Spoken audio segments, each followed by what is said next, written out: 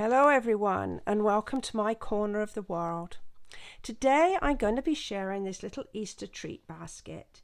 It was going to be one of the projects that we did in my classes this coming week, which is like March the 30th and 31st. But because of all the troubles that we're experiencing, obviously I had to cancel my class. So I thought I would go ahead and share anyway, so that any of you that have got the supplies handy or would like to order them through my online store, you've still got plenty of time before Easter, a couple of weeks, to make some treats for your Easter table. Okay, so this was inspired by Twyla Davis, so I have her to thank for the idea. I have kind of done a little bit of extra bits and pieces on it, or just made it my own. So let me go ahead and show you how it's done. So I have a piece of cardstock. Now I'm using Bashful Blue, I believe. No, it's not Bashful Blue. I'll remember what it's called in a minute. My colours basically were inspired by the little eggs that I got, which are the Hershey's milk chocolate eggs. You have to know I've got 2 big bags of these ready for my class, so we'll be eating these once Easter comes a lot. So as I say, this is 3 by 3, and I'm going to score on all 4 sides at 3/4 of an inch.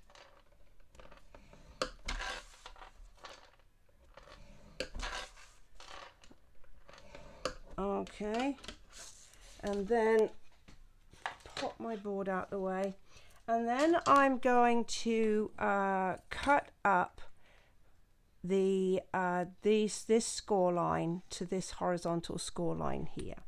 So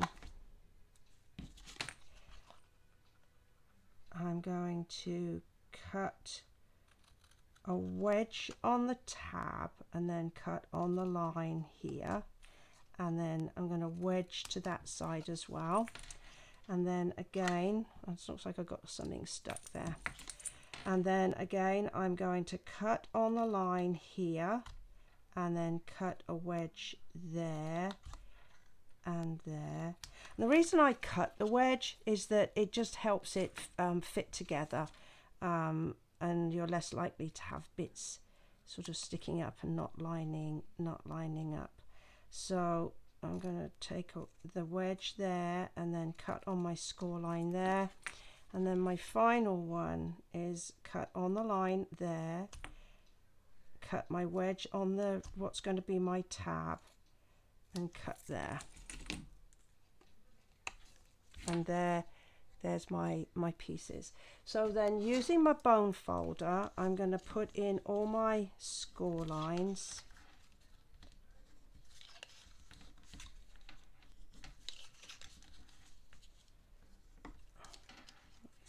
And my little tabs.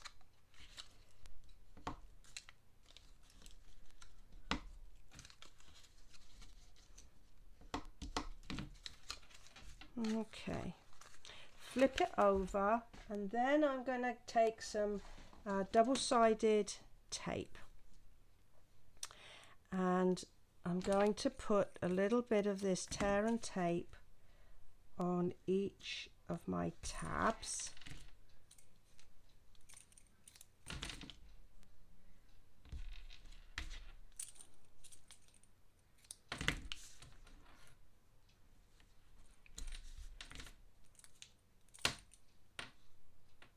Okie doke.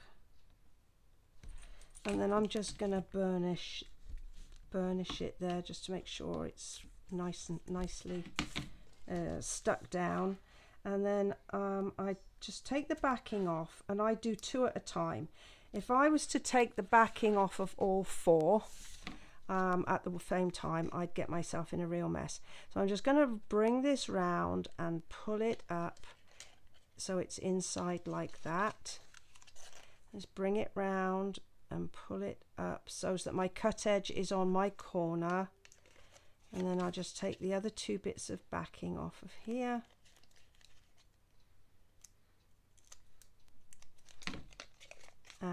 and again pull it round, just stick it down, and then I just get my bone folder and I just give it an extra little burnish just to make sure that that's nice and firmly stuck down, because it is going to hold the eggs. So there's our little box. Then the handle is a piece of pear pizzazz, and I was going to use that size, but I really don't like it that thickness, so I think I'm going to just cut that down with my paper trimmer. And I think I'm just going to cut this down to, let's see, it's about 3/4 of an inch. I think I'm just going to have it down to a half an inch. Okay, and then it's going to be I'm going to need about 6 inches. So there we have our handle. And to make it curve, I'm just going to use my bone folder just to give it a bit of a curve, and then I'm going to attach it with some glue dots. So, and I'm going to take the side that has got the join in, and I'm just going to put this down right flush with the bottom like that. I think you can just see, and then bring this round and just like that. And there's our really cute little basket. Now for my decoration on this one, I've used the Timeless Pearl Tulips stamp set with a coordinating punch. So I'm just going to show you how I use the punch. So with my stamp, I get a longer piece of card and I stamp along the length. And this is Blushing Bride here. And then when I get the punch, you'll see that they've got the flower, but it's also a leaf next to it as well. Now, if you were to stamp it like this way, you're going to lose cardstock on that. So by stamping it lengthwise, you'll find that you can line it up like this, she says, and punch it out, and you don't waste so much of your card. Also, I've got a scrap of my pear pizzazz again, and again I'm just going to stick this in on one's down on the front and punch myself one of my leaves. Then with some liquid adhesive, I'm going to just attach it to the back, so it's just kind of sticking out like that. Now I already did 3 of them, and so I've got 2 right-handed ones where the leaf is on the right hand and a left-handed one. So I'm going to put the leaf on this one here on the left hand. So I've got 2 right and 2 left-handers.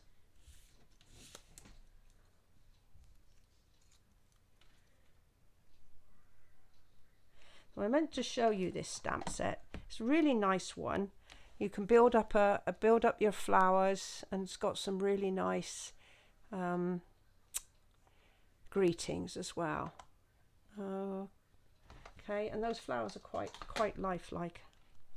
So once I've got my 4 flowers, I'm going to attach them to my box. So I'm going to put like the left-handers on opposite sides and the right-handers. That's my plan anyway. So I'm just going to use a couple of glue dots, and I'm going to just put them along the bottom edge here. Did I not pick? Yes, I did. and then I am just going to attach them so that it fills as much of this part of the box and is just gently or gradually lined up with the bottom here. So I'm going to flip it round and do my other right-handed one. So again, and I've just got one on my nail. Okay, we're going to pop it like that. Okay, and just pop it on the bottom and press firmly, and then I can go ahead and do my two left-hand ones. So again, a glue dot on each side toward the bottom, and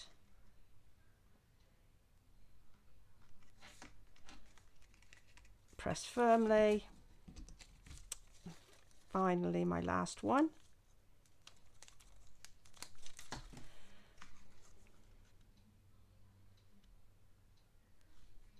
And just line it up like that. So that's pretty darn cute, isn't it? I really like that. I also decided that I would use a piece of cardstock and create myself a little piece of ribbon, and this is with this punch. Here we go. I've got a length of cardstock here. Let me tell you how long it is. It's about 8.5 inches, and I've already started punching it out. So now let's see, that's the back side. So the way that I do an extended length is that I start punching and then I put it back in again, and I can just see, can you just see the cut edge of the card moving? Okay, let's see where it's gone. Oh, that's the wrong way up. That's why that's not working. Could have got myself in a real mess there. Alrighty. That's still not right. Maybe this is the way to do it. Well, I thought I was being really clever doing this ahead of time, and clearly I'm not at all. Anyway, I think I've got it now. So I've just lined it. Oh, tough. I've just lined it up, and I'll just show you doing the last little bit. Can you just see where it's just disappearing in? I'm lining the cut edge of the card up with the edge of the cutting blade, and then I've got my nice long piece of card ribbon. So then I'm going to take this and I'm going to attach it to around the bottom of my box like this. So I want to decide which is my front and my back. So I'll have my join at the back. So they all look the same to me, so I'm happy with that. So I'm going to start by placing it in the middle here, and then I'm just going to put a fold in there. So that's my first fold, and then I'm going to wind it round a bit further and just put in another fold, and then put that, make sure that's a good fold. And to hold it in place, I'm going to go back to my glue dots again. So I'm going to pop this piece down first and see where my fold is. So that's where I'm going to put my first glue dot. Oops. And that's okay. It's playing on me up now. There we go. So that's my first one, and there's going to be my second one. So I'll put another glue dot underneath here in the center, and I'm going to fold this round, and I'm going to put another glue dot down in the center there,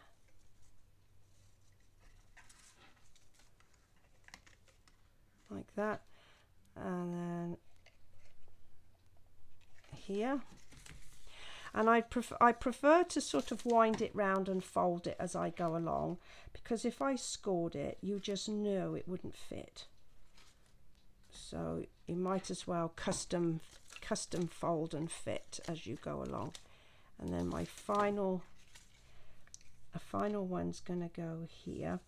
And what I'm going to try and do is to see if by some miracle I can just line up. Oh, look, they're smiling on me today. I've managed to line up exactly where it crosses over, and then I can just go back in and trim and push it all down again. And then my final little piece on this is I'm just going to stamp Easter blessings, and the stamp set is Itty Bitty Greetings. If you don't have this in your collection, you really need to, because there's two sets, two cases, and it covers practically every event that you could possibly want. So I'm just going to stamp on a scrap of card. And then I'm using the classic label punch today and just line that up. There we go. And a couple more glue dots, I think, just to hold that in place. Now these need to be fairly close to the middle, because it does overhang, the ends overhang the basket, so we don't want it floating in midair. So where's my join? There's my join. So this is going to be my front there, and a couple of pearls. One here, one here.